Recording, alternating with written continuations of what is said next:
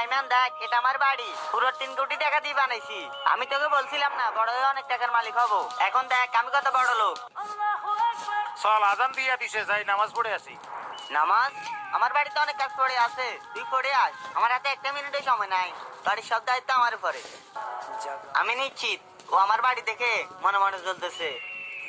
শুরু থেকে শেষ পর্যন্ত আপনি একটা টাকাও দেননি, টাকা কখন দিবেন? আরে সিফাত, তুমি আজকে ফজর নামাজ পড়তে আসনি কেন? আরে ও আমার বন্ধুর সাথে জোর গলায় কথা বলতেছে কেন? যখন লোনের টাকা পরিশোধ করতে পারবা না, তখন আমাদের ফ্যাক্টরি থেকে টাকা লোন নিয়ে এত বড় বাড়ি কেন তৈরি করছো? আরে কি হয়েছে, তুমি আমার বন্ধুকে এত অপমান করতেছো কেন? আর ইমাম সাহেব, উনি আমাদের ফ্যাক্টরি থেকে অনেক টাকা লোন নিয়ে এত বড় বাড়ি তৈরি করছে, এখন আমাদের টাকা পরিশোধ করতেছে না। আচ্ছা একটা কাজ করো, ও যত টাকা লোন নিয়েছে সব টাকা মাফ করে দাও। আচ্ছা ইমাম সাহেব, আমি ওনার সব টাকা মাফ করে দিতেছি। আরে তুমি ইমাম সাহেবের কথা শুনে আমার সব টাকা মাফ করে দিলে, কিন্তু কেন? মনে হয় আপনি জানেন না, উনি মসজিদের ইমামের পাশাপাশি আমাদের ফ্যাক্টরির মালিক।